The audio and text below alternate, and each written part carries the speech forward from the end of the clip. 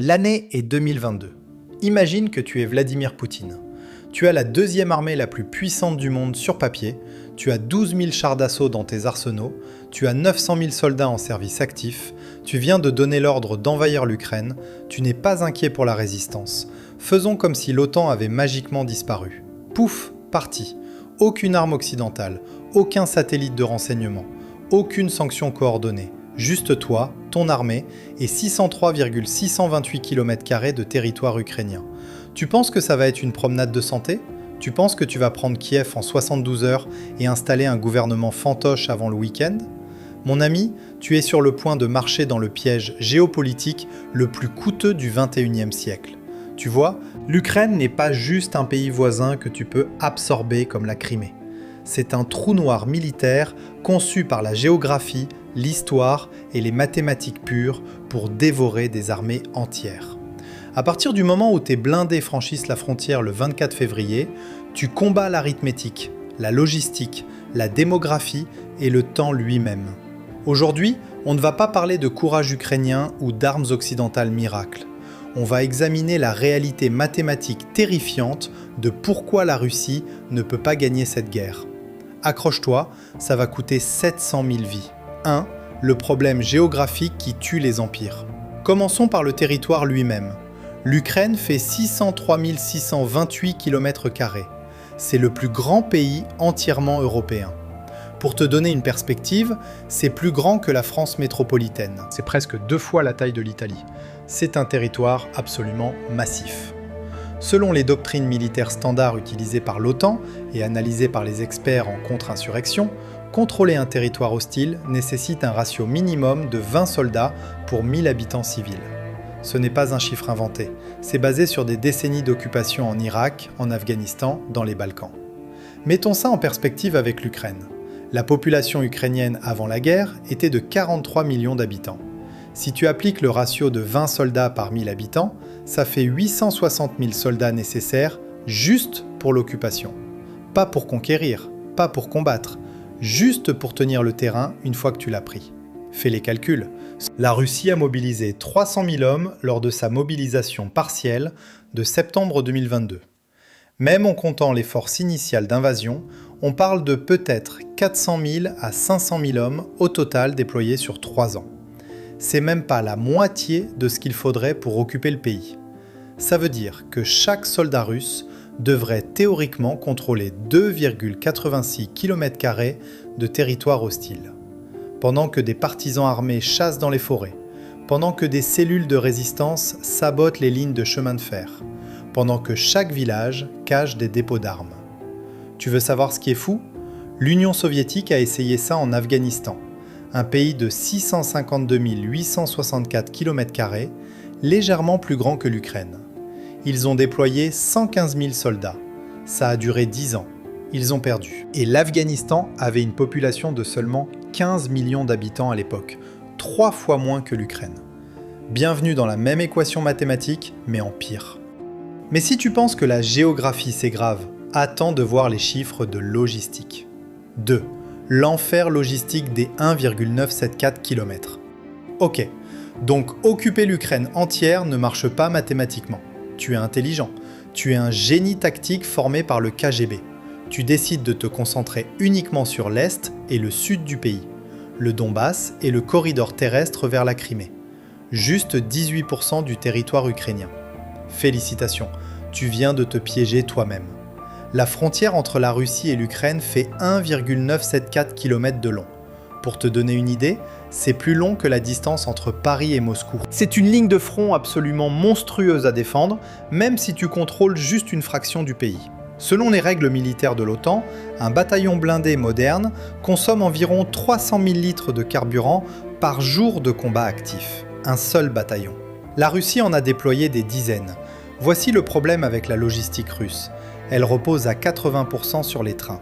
L'armée russe a construit son système de ravitaillement autour des chemins de fer depuis l'époque tsariste. Les trains amènent les munitions, le carburant, la nourriture, jusqu'à des gares de triage. Ensuite, des camions prennent le relais pour les derniers kilomètres.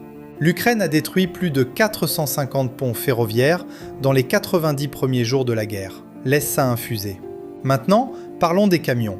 Un camion militaire russe standard a une portée opérationnelle d'environ 90 km depuis le point de ravitaillement ferroviaire avant de devoir retourner se recharger. C'est la doctrine soviétique de base. Mais la Russie avance parfois à 200-300 km à l'intérieur du territoire ukrainien. Mettons ça en perspective avec des chiffres concrets. Chaque soldat russe en première ligne nécessite environ 4 kg de ravitaillement par jour. Nourriture, eau, munitions, équipement médical. Multiplié par 100 000 soldats au front à un moment donné, ça fait 400 000 kg, soit 400 tonnes de matériel à transporter chaque jour. Tu n'envahis pas un pays, tu nourris une ville mobile qui se fait tirer dessus 24 heures sur 24.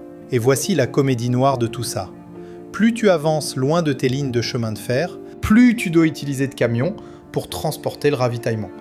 Mais ces camions consomment eux-mêmes du carburant, donc tu dois envoyer des camions supplémentaires juste pour ravitailler les camions qui ravitaillent tes troupes. C'est un cercle vicieux logistique. On va parler des pertes matérielles plus tard, mais spoiler, c'est catastrophique. 3. Le cimetière de chars. La Russie a commencé cette guerre avec environ 12 000 chars d'assaut dans ses arsenaux. Ça inclut les chars modernes, les chars de réserve et les vieux modèles soviétiques stockés dans des dépôts à travers le pays.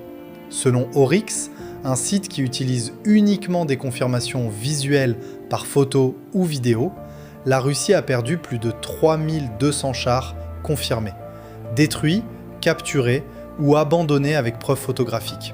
Mettons ça en perspective. Les services de renseignement occidentaux estiment les pertes totales réelles entre 5000 et 6000 chars.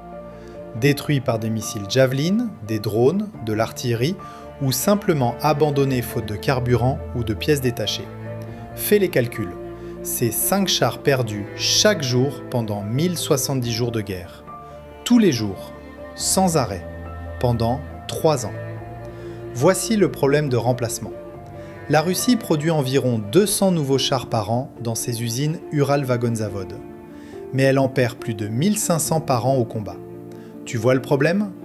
La production ne couvre même pas 15% des pertes.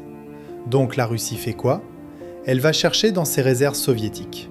Elle ressort les T-62 des années 1960 du stockage. Elle repeint les T-55 de la Seconde Guerre mondiale stockés en Sibérie. Laisse ça infuser. La Russie combat en 2025 avec des chars plus vieux que la plupart des soldats qui les conduisent. Selon les estimations du Pentagone publiées en janvier 2025, la Russie a épuisé environ 80% de ses stocks d'équipements militaires soviétiques. Les chars, les véhicules blindés, les systèmes d'artillerie lourde. Tout ce qui était stocké depuis la fin de la guerre froide est en train de disparaître dans les champs ukrainiens. Pense-y une seconde. L'Union soviétique a passé 70 ans à accumuler du matériel militaire. La Russie l'a brûlé en moins de 3 ans. Et, petite pause, si tu apprécies cette analyse basée sur des chiffres réels et pas de la propagande, abonne-toi. On couvre la géopolitique économique sans bullshit chaque semaine. Aussi, dis-moi dans les commentaires, tu penses que la Russie va A. Gagner par épuisement ukrainien, B. Perdre militairement, ou C. Négocier un gel du conflit. Spoiler, les chiffres qu'on va voir dans les prochaines sections rendent l'option A mathématiquement impossible. Continuons. 4. L'hémorragie humaine. Les services de renseignement occidentaux estiment les pertes russes entre 350 000 et 450 000 hommes, tués et blessés combinés. Le ministère de la Défense britannique a publié en février 2025 une estimation de plus de 700 000 pertes totales si on compte les blessés graves, les disparus et les déserteurs. Mettons ça en perspective avec des chiffres historiques. L'Union soviétique a perdu 15 000 hommes en 10 ans de guerre en Afghanistan. La Russie perd ce nombre tous les 21 jours en Ukraine. Tous les 3 putains de semaines. Mais attends, ça empire quand tu regardes la démographie russe. Le taux de natalité russe est de 1,5 enfants par femme. C'est en dessous du seuil de remplacement de 2,1. La population russe déclinait déjà de 500 000 personnes par an avant la guerre. Maintenant, ajoute 700 000 pertes militaires, plus les centaines de milliers d'hommes en âge de travailler qui ont fui le pays pour éviter la mobilisation. L'âge moyen d'un soldat russe en février 2022 était de 27 ans. En 2024, il est de 37 ans. Réfléchis encore. La Russie envoie maintenant des hommes qui ont des enfants adolescents, des pères de famille, parce qu'elle a épuisé la réserve de jeunes hommes célibataires. Voici l'ironie la plus sombre de cette guerre. Poutine a lancé l'invasion pour protéger les populations russophones du Donbass. Il a tué plus de russophones en 3 ans que n'importe quel événement depuis la Seconde Guerre mondiale. Les soldats russes sont russophones. Les civils du Donbass qu'il prétend libérer sont russophones. Les Ukrainiens de l'Est qu'il bombarde sont russophones. En septembre 2022, Poutine a annoncé une mobilisation partielle. Dans les 72 heures, plus de 700 000 hommes en âge militaire ont fui la Russie. Vers la Géorgie, le Kazakhstan, la Mongolie, la Turquie, n'importe où. Pense-y une seconde. Plus d'hommes ont fui la mobilisation que la Russie n'a de soldats déployés en Ukraine à un moment donné. Je veux entendre les Français qui ont vécu les chocs pétroliers des années 70. Est-ce que l'inflation actuelle en Russie vous rappelle quelque chose ? La combinaison sanctions, plus guerre, plus économie de guerre ? Dis-moi dans les commentaires. 5. Le désastre économique. Les coûts militaires directs de cette guerre sont estimés à 211 milliards de dollars par la Banque mondiale. Juste les coûts militaires, pas les sanctions, pas les pertes économiques indirectes. Le PIB russe s'est contracté de 2,1% en 2022. C'était la première contraction depuis 2015. Selon Bloomberg Economics, la Russie perd environ 1,4 milliard de dollars par jour en combinant les coûts militaires directs et l'impact des sanctions économiques. Par jour. Les sanctions occidentales ont gelé 1,3 trillion de dollars d'actifs russes. Les réserves de la Banque centrale, les avoirs des oligarques, les investissements d'entreprises russes à l'étranger. Gelés. Inaccessibles. Le boycott européen du pétrole russe a fait chuter les revenus pétroliers de 45%. La Russie vend maintenant son pétrole à la Chine et à l'Inde avec des remises de 30% par rapport au prix du marché mondial parce qu'elle n'a plus d'autres acheteurs. Le rouble s'est effondré de 75 roubles pour $1 à plus de 110 roubles pour $1. Le taux d'inflation officiel est de 11,9%. Le taux réel, selon les économistes indépendants, qui mesurent les prix dans les supermarchés russes, est probablement au-dessus de 20%. Mettons ça en perspective avec un chiffre brutal. La Russie dépense maintenant 40% de son budget fédéral total sur la défense et la sécurité. 40%. C'est le niveau de dépenses militaires de l'URSS pendant la guerre froide. Un pays qui s'est littéralement effondré sous le poids de ses dépenses militaires. Entre 2022 et 2024, environ 1 million de Russes éduqués ont émigré. Ingénieurs, développeurs de logiciels, médecins, scientifiques. La fuite des cerveaux la plus massive depuis la chute de l'Union soviétique. Le secteur technologique russe s'est effondré. Pas de puces informatiques occidentales, pas de logiciels, pas d'équipement de fabrication de semi-conducteurs. Les entreprises russes utilisent maintenant des ordinateurs chinois de 2e génération. Et voici le pire. Même si la Russie gagne et contrôle le Donbass et le corridor terrestre, elle hérite de villes complètement détruites. Mariupol, Bakhmout, Severodonetsk. Des ruines qui nécessiteraient 500 milliards de dollars de reconstruction selon les estimations de la Banque mondiale. Tu conquiers des gravats. Et ensuite, tu dois les reconstruire avec de l'argent que tu n'as pas. 6. Le piège temporel. Voici ce que beaucoup de gens ne comprennent pas. Cette guerre ne favorise pas la Russie avec le temps. Elle favorise l'Ukraine. En février 2022, l'Ukraine avait une armée de 200 000 soldats actifs. Mal équipés, avec du matériel soviétique vieillissant, peu de munitions modernes. En février 2025, l'Ukraine a une armée de plus de 700 000 soldats entraînés et équipés par l'OTAN. Réfléchis encore. Chaque mois qui passe, l'Ukraine reçoit plus de F-16, plus de HIMARS, plus de systèmes Patriot, plus de chars Léopard, plus de munitions guidées de précision. La Russie en 2022 combattait avec des T-90 modernes, des soldats professionnels avec 10 ans d'expérience, des munitions guidées, des communications cryptées.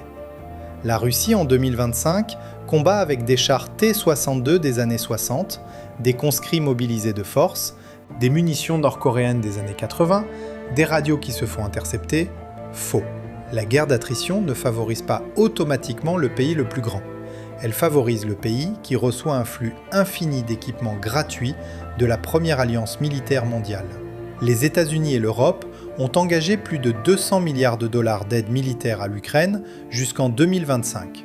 C'est presque autant que ce que la Russie a dépensé pour toute la guerre. Parlons production d'artillerie. L'Union européenne produisait 300 000 obus d'artillerie par an en 2022.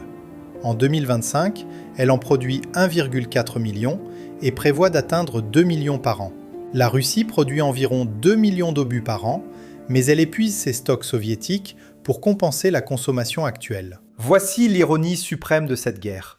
Poutine a lancé l'invasion pour empêcher l'intégration euro-atlantique de l'Ukraine. En 3 ans, il a unifié l'OTAN comme jamais depuis la guerre froide, armé l'Ukraine jusqu'aux dents avec du matériel occidental, entraîné une génération entière de soldats ukrainiens aux tactiques de l'OTAN et créé la force terrestre la plus expérimentée et aguerrie d'Europe. Félicitations, tu viens de créer exactement ce que tu voulais empêcher. 7. La réalité mathématique de la victoire. Alors parlons franchement de ce que victoire pourrait même signifier pour la Russie à ce stade. Scénario A, occuper toute l'Ukraine. On a déjà fait les calculs. 860 000 soldats nécessaires. La Russie n'en a pas. Elle ne peut pas les recruter, elle ne peut pas les équiper. Mathématiquement, impossible. Scénario B, tenir le Donbass et le corridor terrestre vers la Crimée. Ça représente environ 18% du territoire ukrainien. Ça nécessiterait quand même 200 000 soldats déployés en permanence pour tenir le terrain contre une insurrection. Pour 10 ans. 20 ans. La Russie ne peut pas se permettre ça économiquement ou démographiquement. Scénario C, un conflit gelé style Corée. Mais voici le problème. Pendant que le conflit est gelé, l'Ukraine continue de recevoir des armes occidentales, continue d'entraîner des soldats, continue de construire des fortifications. Et la Russie continue de saigner de l'argent et des hommes pour tenir une ligne de front de 1200 km. Selon l'Institute for the Study of War, le taux d'avance moyen de la Russie en 2024 était de 0,3 km par jour. À ce rythme, conquérir juste le Donbass prendrait 47 ans. Bienvenue dans l'enfer afghan, version 2.0. Et voici la comédie la plus noire. Chaque territoire que la Russie gagne est complètement détruit. Mariupol a pris 3 mois à capturer, a coûté 25 000 pertes russes et c'est maintenant un champ de ruines. Fais les calculs.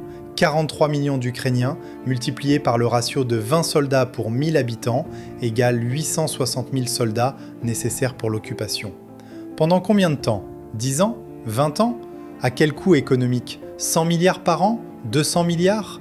La Russie ne peut pas se permettre d'occuper le territoire qu'elle prétend vouloir libérer. Elle ne peut pas le reconstruire, elle ne peut pas le défendre contre une insurrection armée par l'OTAN pour les 50 prochaines années. Laisse ça infuser. Même si les armes occidentales s'arrêtent demain, même si l'OTAN abandonne complètement l'Ukraine, la Russie n'a plus les ressources humaines, matérielles ou économiques pour occuper et tenir le territoire qu'elle a déjà capturé. La victoire n'existe pas. Il n'y a que différents degrés de défaite. Donc, récapitulons pourquoi la Russie ne peut pas gagner en Ukraine. 1. La géographie nécessite 860 000 soldats juste pour l'occupation. La Russie en a mobilisé 300 000 et ne peut pas en recruter plus sans effondrement social. 2. La logistique s'effondre au-delà de 90 km des voies ferrées et l'Ukraine fait 603 000 km² avec 450 ponts ferroviaires détruits. 3. La Russie a perdu plus de 5000 chars et épuisé 80% de ses stocks militaires soviétiques accumulés pendant 70 ans. 4. 700 000 pertes dans un pays avec un taux de natalité de 1,5 et une population qui déclinait déjà de 500 000 par an. 5. 211 milliards de dollars dépensés dans une économie frappée par 1,3 trillion de sanctions avec 40% du budget fédéral sur la défense. 6. Chaque mois, l'Ukraine devient plus forte, avec du matériel OTAN, pendant que la Russie gratte les réserves des années 60. 7. Même la victoire territoriale créerait une occupation afghane impossible à financer, avec des villes en ruine nécessitant 500 milliards de reconstruction. Cette invasion n'est pas une guerre avec un objectif stratégique clair. C'est une hémorragie militaire, économique et démographique déguisée en opération militaire spéciale. L'Ukraine n'a pas besoin de gagner militairement. Elle doit juste survivre et continuer à recevoir des armes pendant que la Russie saigne lentement jusqu'à l'effondrement systémique. Donc à tous les stratèges de fauteuil qui regardent cette vidéo et pensent « la Russie va quand même gagner par attrition », refaites les calculs. Pas parce que l'Ukraine est héroïque, pas parce que l'Occident est généreux ou moral, mais parce que les mathématiques, la géographie et l'économie de base rendent la victoire russe aussi probable que de conquérir la Sibérie à pied en tongs. C'est ça la réalité de cette guerre. C'est le cheat code ultime dans le jeu de géopolitique. Tu ne peux pas vaincre un ennemi qui devient plus fort chaque mois pendant que tu deviens plus faible sur un terrain que tu ne peux pas contrôler avec tes lignes logistiques, avec des ressources humaines et économiques que tu n'as tout simplement pas. Si tu as apprécié cette analyse basée sur des données réelles et pas de la propagande ou des opinions, fais-moi une faveur, clique sur le bouton « J'aime ». Ça aide l'algorithme plus que tu ne le penses. Et abonne-toi si tu veux voir plus de vidéos où on décortique la réalité mathématique brutale de la géopolitique, de l'économie de guerre et des conflits modernes. Je veux connaître ton avis. Est-ce que tu penses que j'ai manqué un facteur critique qui pourrait changer cette équation ? Les réserves russes sont-elles vraiment plus profondes que les estimations occidentales ? Ou est-ce que les chiffres parlent d'eux-mêmes et la conclusion est inévitable ? Laisse ta réponse dans les commentaires, je lis tous les meilleurs. Merci d'avoir regardé et reste prudent.